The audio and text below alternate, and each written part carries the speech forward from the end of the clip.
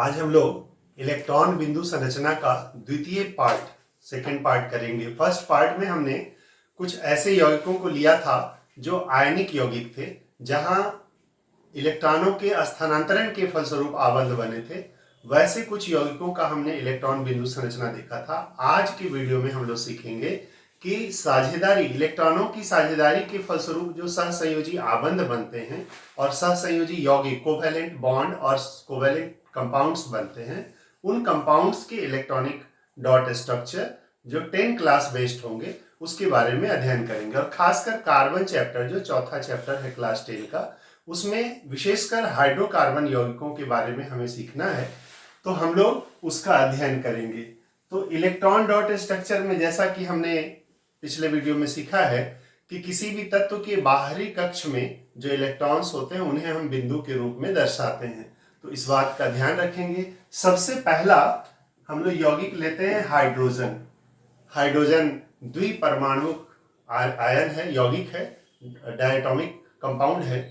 तो इसमें हाइड्रोजन के दो परमाणु होते हैं। अब ये दो परमाणु आपस में बंधे कैसे होते हैं?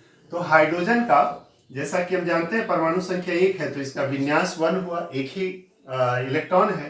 तो इसके एक बाहरी कक्षा, जो पहली कक्षा है, उसमें एक इलेक्ट्रॉन है, और जो दूसरा हाइड्रोजन है उसके बाहरी कक्षा में भी एक इलेक्ट्रॉन है। अब है क्या कि इसको अपनी बाहरी कक्षा को पूरा करने के लिए 2 इलेक्ट्रॉन होना चाहिए, है एक, तो इसको एक की आवश्यकता है, और इस हाइड्रोजन को भी एक की आवश्यकता है। तो ये सिचुएशन इसी समय में महत्वपूर्ण हो जाता है कि दोनों ही परमाणुओं को चाहिए, लेना है, देने वाला कोई नहीं है। आयनिक यौगिकों में क्या होता था कि एक के पास देने के लिए है, दूसरा लेने वाला है, तो आदान प्रदान हो गया, स्थानांतरण हो गया और इलेक्ट्रॉन बिंदु संरचना बन गई, यौगिक बन गए। लेकिन यहां दोनों ही परमाणुओं को चाहिए, तो ऐसी अवस्था में जब देने वाला कोई नहीं है तब दोनों अपने इलेक्ट्रॉनों की साझेदारी करते हैं। तो ये हाइड्रोजन भी अपना एक इलेक्ट्रॉन साझेदारी में लगा देता है, ये हाइड्रोजन भी अपना एक इलेक्ट्रॉन साझेदारी में लगा देता है। तो इस तरह से साझेदारी के ये जो 2 इलेक्ट्रॉन हुए, इन पर इस हाइड्रोजन का भी हक हो जाता है और इन 2 इलेक्ट्रॉनों पर इस हाइड्रोजन का भी हक हो जाता है। तो आप देखेंगे कि ये हाइड्रोजन और ये हाइड्रोजन, दोनों का ये 2-2 इलेक्ट्रॉन हो गया, और निकटतम अक्रिय गैस जो हीलियम है उसकी बाहरी कक्षा में जो 2 इलेक्ट्रॉन है और वो पूर्ण है, तो उसकी तरह का ये इलेक्ट्रॉनिक संरचना प्राप्त कर लिया, और इस तरह से हाइड्रोजन के यौगिक बन गए H2। एक दूसरा उदाहरण हम लोग देखते हैं हाइड्रोजन के बाद, ऑक्सीजन। ऑक्सीजन भी 2 परमाणु मिलकर ऑक्सीजन का एक अणु बनता है। अब ऑक्सीजन के बारे में हम लोग जानते हैं, ऑक्सीजन की परमाणु संख्या 8 है और इसका विन्यास होता है 2-6, तो बाहरी कक्षा में 6 इलेक्ट्रॉन है। अब हमारे पास 2 ऑक्सीजन के परमाणु हैं और दोनों को 2-2 की आवश्यकता है, और इसी स्थिति में ये दोनों आपस में साझेदारी करेंगे। और ध्यान रखें कि परमाणुओं को अपनी बाह्यतम कक्षा को पूरा करने के लिए जितने इलेक्ट्रॉनों की आवश्यकता होती है वो उतने ही इलेक्ट्रॉनों की साझेदारी भी करते हैं। तो यहाँ चूंकि 2-2 इलेक्ट्रॉनों की जरूरत है, इसलिए दोनों ही परमाणु 2-2 इलेक्ट्रॉन की साझेदारी करेंगे। अब आप देखें कि ऑक्सीजन का 6 अपना है, उसमें से 2 ये साझेदारी में लगाएगा, ये ऑक्सीजन भी 2 साझेदारी में लगाएगा। अब 6 में से 2 इलेक्ट्रॉन साझेदारी में लगाया तो बच गए 4 इलेक्ट्रॉन। इन 4 इलेक्ट्रॉनों को जोड़ी के रूप में हम सजा देंगे, तो 2 जोड़ी जो साझेदारी में हिस्सा नहीं लिए, और यहां भी 2 जोड़ी इसका अपना। तो आप देखोगे कि 4 साझेदारी का और 4 इसका अपना, इसके लिए बाहरी कक्षा में 8 इलेक्ट्रॉन हो गए जब यौगिक बना तब। उसी तरह से इस ऑक्सीजन का भी ये 4 इसके अपने हैं और 4 साझेदारी के हैं। तो इस तरह से दोनों ही ऑक्सीजन के बाह्यतम कक्षा में 8 इलेक्ट्रॉन हो गए और दोनों यौगिक बन गया। अब एक तीसरा हम लोग उदाहरण देख लेते हैं, N2, नाइट्रोजन। नाइट्रोजन भी द्विपरमाणु यौगिक अणु है, 2 नाइट्रोजन के परमाणु मिलकर एक अणु बनाते हैं। अब आप देखिए नाइट्रोजन की परमाणु संख्या 7 है, तो विन्यास हुआ 2-5। अब इसकी बाह्यतम कक्षा में 8 इलेक्ट्रॉन होने के लिए 3 और इलेक्ट्रॉनों की जरूरत है, तो 3-3 की साझेदारी होगी। तो हम इसे दर्शाएंगे, ये नाइट्रोजन हुआ, ये नाइट्रोजन अपने 3 इलेक्ट्रॉनों की साझेदारी कर दिया और ये नाइट्रोजन भी अपने 3 इलेक्ट्रॉनों की साझेदारी कर दिया। अब 5 इलेक्ट्रॉन थे जिसमें से इसने 3 साझेदारी में लगाया, बचे कितने? 2। तो हम एक जोड़ी लगा देंगे यहां, उसी तरह से यहां। तो साझेदारी में 6 और अपना 2, 6 2 8 इलेक्ट्रॉन हो गए इस नाइट्रोजन परमाणु के, और उसी तरह 6 और 2 8 इलेक्ट्रॉन हो गए इस नाइट्रोजन परमाणु के। दोनों की कक्षाएं संतुष्ट हुई और यौगिक बन गया N2। यहां एक बात आप सीखेंगे कि जो इलेक्ट्रॉन साझेदारी में भाग नहीं लेते हैं, बाह्यतम कक्षा के इलेक्ट्रॉन, उनको हम लोग निर्जन जोड़ी के नाम से जानते हैं। जैसे ये निर्जन जोड़ी हुआ, अंग्रेजी में इसे हम लोन पेयर कहते हैं, lone pair of electrons. The electrons which does not take part in the sharing of electrons are known as lone pair of electrons, निर्जन जोड़ी कहते हैं। तो इसमें 2 निर्जन जोड़ी है, इसमें एक निर्जन जोड़ी है। ये एक अलग टॉपिक है, इसलिए इसको अभी हम लोग हटा देते हैं। एक अगला हम लोग उदाहरण देखते हैं। हमने नाइट्रोजन का देखा, क्लोरीन लेते हैं Cl2। अब क्लोरीन का विन्यास आप देखिए, परमाणु संख्या 17 है, तो होता है 2 8 7 विन्यास। बाहरी कक्षा में 7 इलेक्ट्रॉन है, इसे चाहिए कितना? 1 इलेक्ट्रॉन और चाहिए। तो 2 क्लोरीन के परमाणु अपने एक इलेक्ट्रॉन की साझेदारी करेंगे।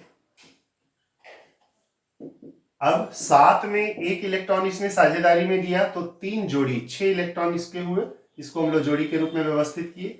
उसी तरह से ये भी अपना 1 इलेक्ट्रॉन साझेदारी में लगाया और 3 जोड़ी इसके अपने हुए। तो 2 साझेदारी का और 6 अपना, इसके कितने हो गए? 8। इसके भी कितने हो गए? 8। तो इस तरह से ये क्लोरीन का परमाणु बन गया। ये अब तक हमने देखा ये समान परमाणु वाले जो अणु हुए हो। अब हम कुछ साधारण सामान्य यौगिकों के बारे में पढ़ते हैं। तो सबसे पहले हम ले लेते हैं जल, H2O। जल का सूत्र होता है H2O। इसमें आप देखोगे कि हाइड्रोजन के 2 परमाणु हैं, ऑक्सीजन का 1 है। तो दोनों हाइड्रोजन 2 किनारों पर और बीच में ऑक्सीजन सजा लेते हैं। हाइड्रोजन के पास 1 ही इलेक्ट्रॉन है, तो वो अपने इलेक्ट्रॉन की साझेदारी ऑक्सीजन से करेगा। तो ऑक्सीजन भी 1 ही इलेक्ट्रॉन की साझेदारी इससे करेगा। फिर उसी तरह से इस परमाणु में भी ऑक्सीजन 1 इसको साझेदारी में देगा और ये हाइड्रोजन अपना 1 इलेक्ट्रॉन देगा। तो हाइड्रोजन के 2 पूरे हो गए। हाइड्रोजन को 2 ही चाहिए बाह्यतम कक्षा में, क्योंकि उसका निकटतम अक्रिय गैस हीलियम है और हीलियम में 2 इलेक्ट्रॉन है। तो हाइड्रोजन 2 में ही संतुष्ट होता है। ऑक्सीजन की देखिए, ऑक्सीजन के बाह्यतम कक्षा में 6 इलेक्ट्रॉन थे, पिछले वाले में आपने देखा। तो 1 इसको साझेदारी में दिया, 1 इसको दिया, बचा कितना? तो 4। तो 2 जोड़ी, 1 जोड़ी ऊपर 1 जोड़ी नीचे हमने सजा दिया। ये 2 निर्जन जोड़ी हो गए। तो ऑक्सीजन के लिए कुल कितने इलेक्ट्रॉन हुए? 2 यहां साझेदारी का, 2 यहां साझेदारी का और 4 इसके अपने, टोटल 8 इलेक्ट्रॉन हो गए। तो ऑक्सीजन का भी बाह्यतम कक्षा संतुष्ट हुआ। एक दूसरा उदाहरण देखते हैं, CO2, कार्बन डाइऑक्साइड। अब आप कार्बन को बीच में रखिए और ऑक्सीजन को 2 तरफ लीजिए। ऑक्सीजन को 2 इलेक्ट्रॉन चाहिए। पिछले बार हम सब समझे ना, 8 परमाणु संख्या है, 2 6 इसका विन्यास है, तो इसको 2 चाहिए। तो ये 2 की साझेदारी इस कार्बन से करेगा, ये कार्बन भी इसको 2 देगा, ये कार्बन इस ऑक्सीजन को 2 साझेदारी करने में देगा और ये भी 2 इलेक्ट्रॉन की साझेदारी करेगा। अब ऑक्सीजन का बाहरी कक्षा में 6 इलेक्ट्रॉन है, 2 साझेदारी में दिया और 4 इस तरह से इसके अपने रह गए। ये ऑक्सीजन भी 2 साझेदारी में दिया और 4 इलेक्ट्रॉन 2 जोड़ी के रूप में रह गए। कार्बन जिसकी परमाणु संख्या 6 है, बाहरी कक्षा में 4 इलेक्ट्रॉन है, तो इसे 4 चाहिए। तो ये अपना बाहरी कक्षा के 4 इलेक्ट्रॉन में से 2 इसको साझेदारी में दिया और 2 इसको दिया, तो इसके अपने कुछ नहीं बचे। अब आप देखिए इस ऑक्सीजन में कितने इलेक्ट्रॉन हुए? 4 साझेदारी का और 4 अपना, 8। इस ऑक्सीजन का कितना हुआ? 4 साझेदारी का और 4 अपना। और इस कार्बन में अपना कुछ नहीं है, लेकिन इधर 4 साझेदारी में और इधर 4 साझेदारी में, तो टोटल 8 इसके भी हो गए। इस तरह से CO2 यौगिक बन गया। एक और उदाहरण हम लोग देख लेते हैं, अमोनिया। इसको मैं मिटा देता हूं। अमोनिया जिसका सूत्र होता है NH3। तो 1 नाइट्रोजन है और 3 हाइड्रोजन है। 3 तरफ हम सजा लें, ऐसे सजा सकते हैं, हाइड्रोजन नीचे भी रख सकते हैं। हाइड्रोजन आप जान रहे हो, एक इलेक्ट्रॉन चाहिए इसे, तो एक अपना साझेदारी करेगा, एक नाइट्रोजन देगा। सभी हाइड्रोजनों के साथ यही होगा। नाइट्रोजन अभी आपने देखा 7 परमाणु संख्या, 2 5 विन्यास है, 3 इलेक्ट्रॉन इसको चाहिए। तो 3 इलेक्ट्रॉनों की साझेदारी एक एक सभी हाइड्रोजन के साथ कर लिया। अब 5 में 3 साझेदारी हो गई तो बची कितनी? 2 इलेक्ट्रॉन बाहरी कक्षा में, वो लोन पेयर के रूप में यहाँ पर विद्यमान रहेगा। तो आप देख रहे हैं हाइड्रोजन का अपना 2, ये हाइड्रोजन का भी 2, ये हाइड्रोजन का भी 2, और नाइट्रोजन के कितने? 2 अपना और 2 2 4 2 6, ये साझेदारी का 8 इलेक्ट्रॉन ये नाइट्रोजन के हो गए।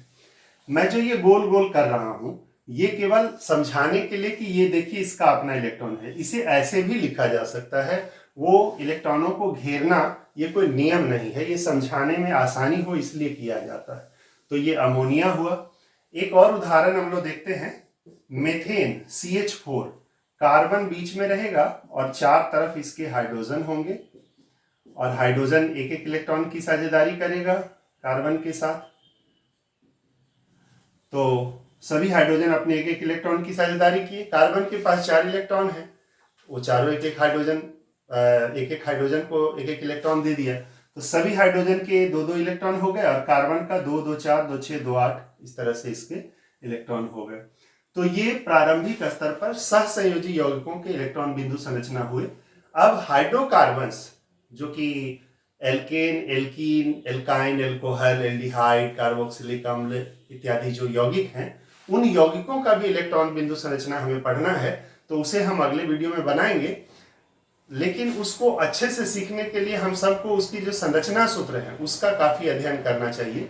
तो उस वीडियो को देखने से पहले हम चाहेंगे कि हमारे जो पुराने वीडियो हैं जिसमें हमने alkane, alkene, alkyne, aldehyde, carboxylic अम्ल, कीटोन इत्यादि का अध्ययन कराया है, उसकी संरचना सूत्र को हम प्रैक्टिस कर लें अगर, तो आप इलेक्ट्रॉन बिंदु संरचना और आसानी से कर सकते हैं। तो उसको हम अगले वीडियो में बना देंगे। तब तक के लिए धन्यवाद।